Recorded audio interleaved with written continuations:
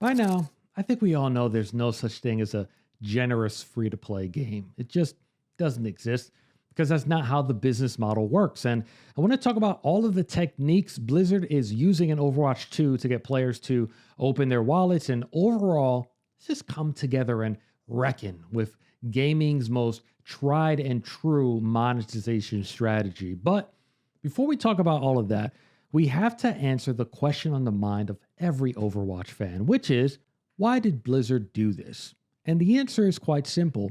Money. I think there are some who underestimate the amount of cash a company can generate via a free-to-play model. And Activision has a ton of data to justify a move to that business model. They reported over $5.1 billion was generated in 2021 through in-game spending. The majority of shooters nowadays are going free-to-play, as opposed to the traditional full-price release model. And the decision-making process for companies is a rather simple one. Do you release a full-price game consumers buy once with tons of built-in content, knowing that you'll be celebrated and be loved by fans, or do you leave millions of dollars on the table? Praise or profit? Look at Diablo Immortal. Blizzard essentially insulted fans at the reveal. Do you guys not have phones? But that's because in that business model, those legacy fans don't matter. You're not the ideal consumer for this model. So Blizzard chose profit over praise and generated over $100 million in 2 months for Diablo Immortal. And that was amidst what felt like a tidal wave of hate. And that's because the most vocal group that dislikes the free-to-play model is also the person who will not be spending money. To them, that's like boycotting Gucci because the prices are too high. And it's another reason why Blizzard just doesn't really care about anyone complaining. If they lost an Overwatch 1 fan who decides not to play Overwatch 2, they don't care because they're confident that you will be replaced by a person that will be spending money year after year. For as predatory and exploitative as this model is, it's also a much quicker way to get people in position to spend money. And they generate a lot of profit. Which nightclub do you think makes more money? The one that charges everyone $30 at the door for an open bar, or the one that lets guys in for 10, ladies in for free, and then upsells you on every single cup of liquor you drink? The key is getting people in position to spend money. Now, the majority of the footage in this video all comes from a YouTuber who was given early access to the game, Styloza. You can check out his channel if you want more Overwatch 2 footage. Great stuff. Check him out. Now, let's go over the many things, most of them psychological tricks, that Blizzard implemented in Overwatch 2 in order to break you down into spending money. First off is the free-to-play bread and butter exploit, the classic currency exchange trick. This is where companies price items in ways that make it very difficult to not have in-game currency left over. So, for example, you'll notice these legendary bundles are 2,000 Overwatch coins. One Overwatch coin is a penny, so 2,000 coins or 2,000 pennies, so $20. But here's the first trick. You'll notice that I can get exactly 2,000 coins by buying this 1,000 coin bundle twice. But right next to it is this 10% bonus deal, which gives me an extra 200 coins. So I get 2,200 instead of just 2,000. What a steal. The psychology behind this is they want you to always have coins left over on a purchase, with the intent being that you won't spend them on the cheaper stuff like a voice line, which is 100 coins.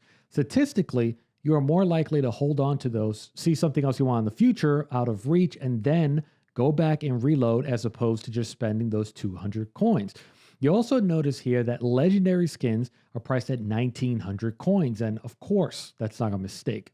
Once again, there's no method to outright buy this skin for $19. They want you to have some change in your pocket to encourage you to load more coins. Another trick you'll notice right on the front page of the shop are these timers. The bundles on the top look to be there for weeks, but the bottom tier, from info I was able to gather from a few of these videos online, seems to refresh every 24 hours. Now, imagine you're a player that has logged in and you see these items and the shop warns you that it's going to refresh within an hour or 20 minutes. This trick relies on a player's FOMO, or fear of missing out. And it's a trick that I believe Fortnite mastered and perfected. Because if a player sees something down there that's cool, they're pushed to spend money or reload on coins to get it out of a fear that they don't know when those items will appear again. Now, all this stuff featured down here seems to be Halloween related, which makes sense with the game dropping in October, but these bundles are all filled with old Overwatch 1 cosmetics, so it's really there for brand new users who not only won't have these, but don't know how old they are. New players will see this Demon Hanzo skin and think, wow, that looks amazing, not knowing that this skin was created for the first ever Halloween Terror event over 5 years ago, October 2016. Another trick being used are these special bundles. Buying all these Sojourn items separately costs 1,900 coins, but grab this bundle for a limited time and save 21%, only 1,500 coins. The cash cow for Overwatch is character skins, and Blizzard fully understands their value. I would argue that dollar for dollar, Overwatch character skins by design and just character structure could outpace the value of any other skin for any other game on the market, and Blizzard is using this to their advantage. Let's look at the Battle Pass, for example. And here are 8 exclusive skins, including the special Mythic skin for Genji, which allows for limited customization and are only available in the very last tier. Once again, FOMO. We don't know if there will ever be another way to acquire this Mythic Genji skin, but I bet money that at some point this will be in the shop for like $20. Of course, more than the price of the Battle Pass, and people will buy it. So now what I think they're going to do is utilize the Battle Pass and the shop to encourage fans of a particular hero to spend money by making the skin tiers and the prices kind of confusing and weird. Now look at this epic Junker Queen skin at tier 40 of the Battle Pass. Honestly, nothing great.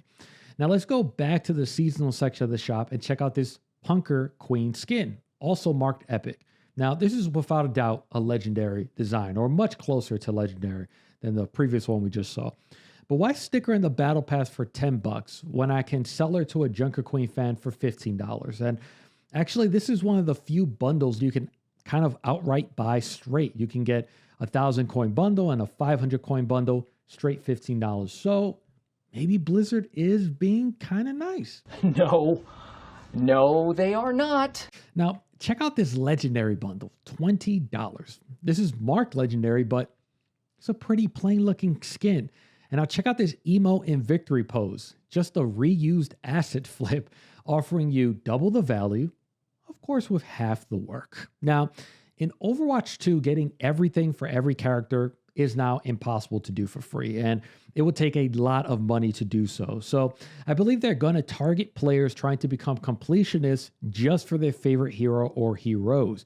And I think we'll see Blizzard withholding the most interesting skins from the Battle Pass for this reason. For example, this really amazing Doomfist skin is a shop exclusive and for a pretty fair price compared to other skins. It's marked as epic, even though kind of has a legendary design, I would argue. And this S symbol right here means it can only be acquired through the shop. Just $5, and you get 500 coins on top of that. So the mentality is that you're getting this skin for free, but the hope is that you won't spend those 500 coins elsewhere. You'll keep them, reload more, and go for a legendary bundle or a skin. It's essentially a loss leader. It's the $5 Costco chicken in the hopes you'll stick around, see something else you want, and spend more money. Now, I think this is another way that the just for you section will be used to manipulate players. I, of course, am speculating here, but I wouldn't be surprised if the game learns your playing and spending habits, and this section soon becomes different for old and new players. Filling this section with old seasonal items for an old player is a lost opportunity, and if it notices you mainly play DPS, this just for you section may populate DPS bundles. Maybe they notice you didn't get that Sojourn Legendary offer last season, even though she's your most played hero. No worries, they'll add her to the just for you section and price it at 1,500 coins to make you feel like you're getting a personalized deal.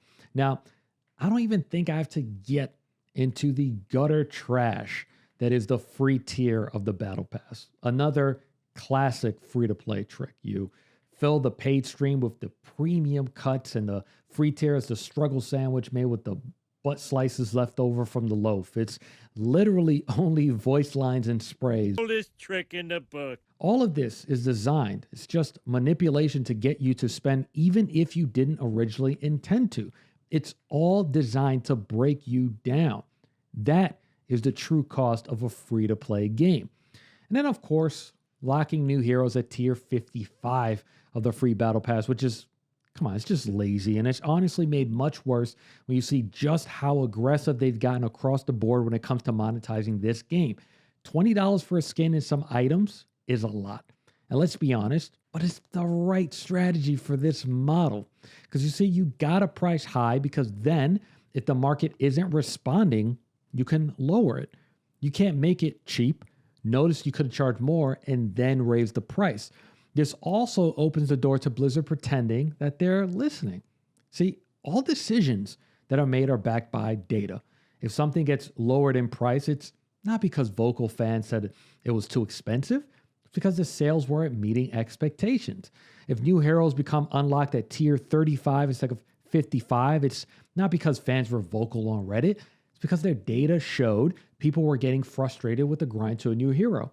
But when you go too far in the eyes of vocal fans and then pull back based on data, those fans believe it's goodwill. Blizzard is listening to us. They care.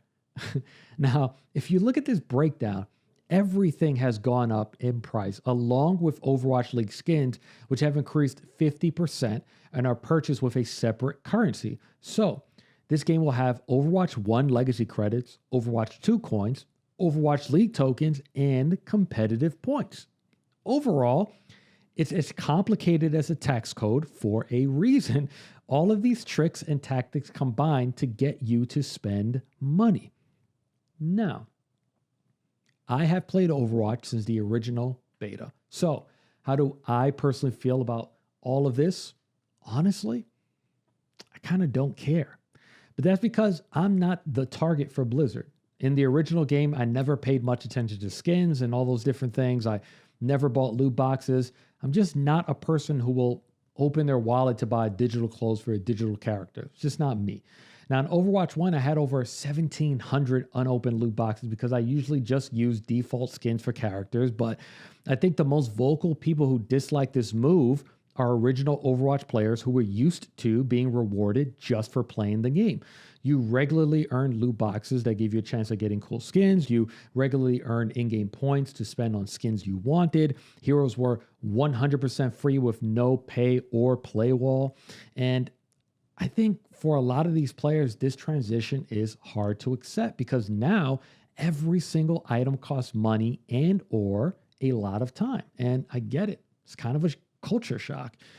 And it's up for everyone to decide after the game releases if they want to keep playing. For me, I don't think I'll be buying anything. I don't like the idea of battle passes because it means to me that the game becomes a job. Like I got to clock in and out and put in the necessary hours in order to maximize that battle pass value before it expires. No, I play games to relax, not as another job. And I just don't care about a Reaper emo where he eats a cookie. You know, to me personally, Overwatch is free to play. And that is one thing to remember. This game is a fully fledged, pretty amazing multiplayer experience completely for free. For people like me who are patient and don't really care about cosmetics, it's business as usual. I'm here to play a game. I don't care what Zenyatta is wearing, but yeah, I also don't like the 5v5 format, so I kind of don't think I'll be playing the game as much. I don't know. Now, this free-to-play route was Blizzard's leadership's decision. And honestly, I get it. In the year 2022, this model will make them more money. It's not a designer or art or development decision. It's all purely business.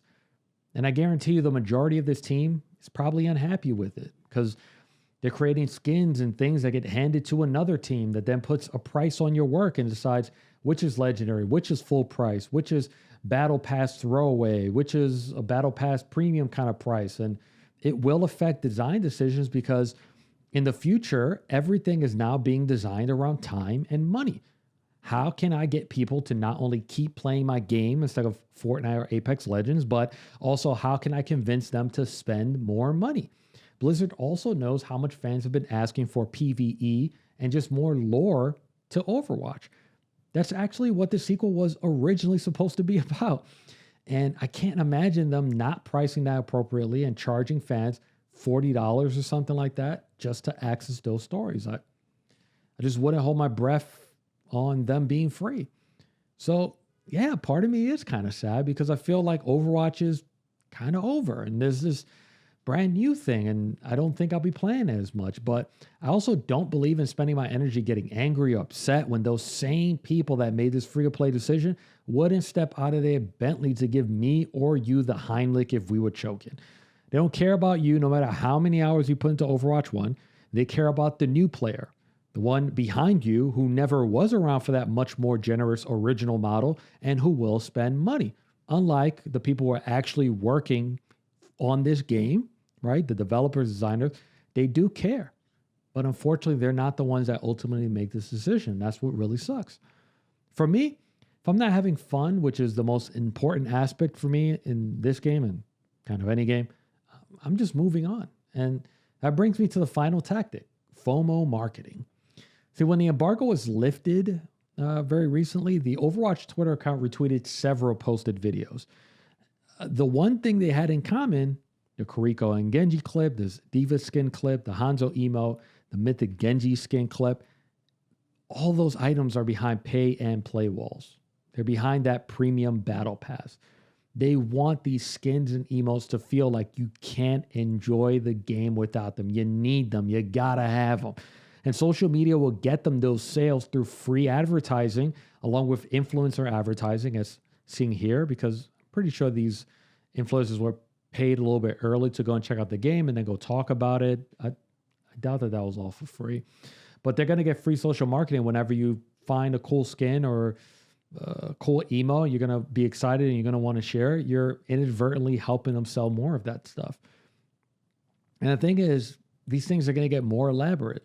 The Diva skin, for example, has unique sounds and music, and you can probably expect more of that, more pop culture crossovers like Fortnite. You know, the game will finally get those Marvel-themed skins that everyone had been asking for in the Overwatch community for so long. It would be a cool idea, except now it's probably not going to be cool because they're probably going to sell them to you for $20 a pop.